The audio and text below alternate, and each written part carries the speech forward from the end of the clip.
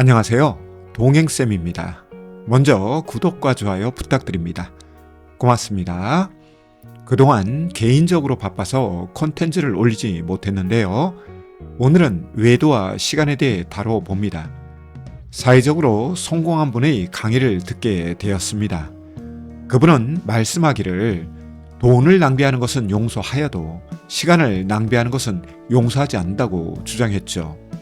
처음에는 의아스러웠지만 그분의 이야기를 듣고 나니 이해가 되었습니다. 돈은 궁하면 빌기도 하고 나중에 갚으면 되지만 시간은 누구에게나 공평하게 주어질 뿐 타인의 시간을 빼앗아 사용할 수도 없고 지나간 시간을 소급해서 사용할 수도 없기에 돈보다 시간 낭비가 더 심각하다는 뜻이었죠. 설명을 듣고 나니 일리가 있고 이해가 되었습니다.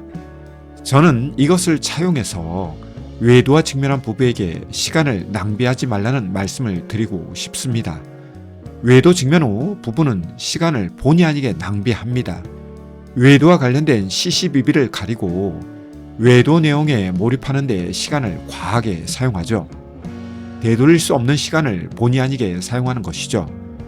외도 직면 후 이런 시간이 몇 개월이면 그나마 나으나 어떤 부부는 몇 년의 시간을 이렇게 낭비합니다. 심지어 이혼 후에도 분이 풀리지 않고 외도로 인한 고통 때문에 본의 아니게 시간을 헛되게 사용하는 경우가 있죠. 모든 사람에게 시간은 공평하게 주어집니다. 하루 24시간 시간은행 구자에 채워지죠. 이 시간을 어떻게 활용할 것이냐는 모든 사람 개개인의 몫입니다. 그런데 부부는 외도 직면 후 많은 시간을 외도 관련 부분에 사용합니다. 특히 전업주부의 경우 아침에 일어나 기본적인 일상을 처리하면 외도 관련 생각과 상상에 빠지고 외도 내용을 보고 들으며 시간을 소비하죠. 되돌릴 수 없는 시간을 과하게 사용하는 것이죠. 이 과정에서 고통과 아픔은 배가 됩니다. 외도 내용을 알면 알수록, 보면 볼수록, 들으면 들을수록 화가 나고 분이 폭발하며 고통과 아픔은 뼈까지 파고듭니다. 이럴수록 외도의 늪과 수렁에서 벗어나지 못하죠. 너무 분하고 억울하기에 외도의 늪과 수렁에서 떠나지 못합니다. 이러는 동안 시간은 하염없이 흘러갑니다. 이게 아닌데 라는 생각도 들지만 쉽게 포기하고 싶지 않은 마음이 듭니다. 외도의 늪과 수렁은 그 어떤 늪이나 수렁보다 사람의 마음을 빼앗는 힘이 강하죠. 이에 모든 시간이 여기에 투입됩니다. 이렇게 하루하루를 살다 보면 외도 직면 후 1년이란 시간도 훌쩍 흘러갑니다. 어떤 경우에는 5년도, 10년도 훌쩍 지나가죠. 그리고 어느 날 현타를 맛봅니다. 지난 시간에 대한 억울함이 생기죠. 그렇다고 과거로 돌아갈 수 없습니다. 왜냐하면 인생은 영화 찍기가 아니거든요. NG가 나서 다시 액션 하는 영화 찍기라면 다시 원위치에서 시작할 수 있는데요. 인생은 영화 같을지 모르나 영화 찍기는 아니죠. 한번 지나간 NG의 시간은 그대로 흘러갑니다. 되돌아갈 수 없습니다.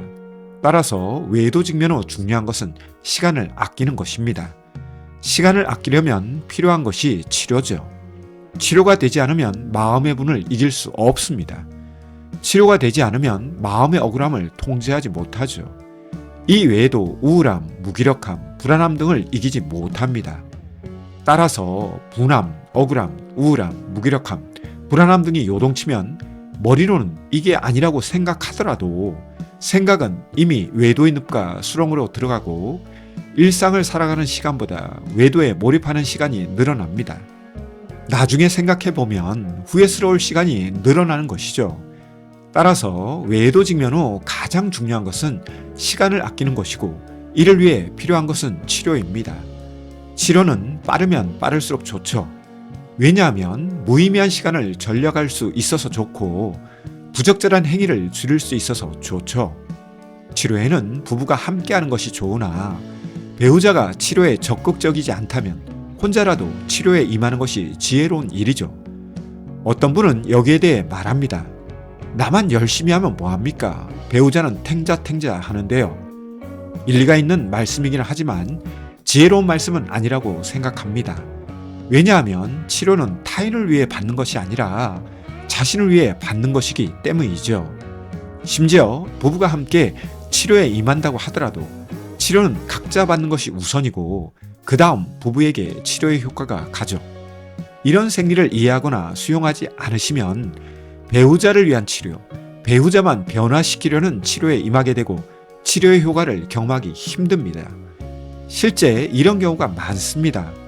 외도 피해자 입장에서 외도 행위자만 치료에 달라든지 외도 행위자 입장에서 외도 피해자를 위해 치료에 임한다고 하는데요. 이 두 가지 모두 치료에 대한 왜곡된 관점의 태도죠. 치료는 잘잘못을 떠나 자신을 위해 받는 것입니다. 자신이 먼저 변해야 타인의 변화가 의미 있죠. 내가 먹지 않는데 타인이 많이 먹는다고 내 배가 부르지 않는 원리와 동일합니다. 외도 직면 후 시간을 아끼고 나은 삶의 시간을 원하신다면 치료에 임하시는 것이 좋습니다. 치료를 통해 고통을 완화시키고 상처를 치유하는 것이 나은 삶의 시간을 확보하는 길입니다. 비록 외도와 직면하였지만 외도가 삶의 승화기회가 될 수 있습니다. 이혼하느냐 아니냐는 그 후에 생각해도 늦지 않죠.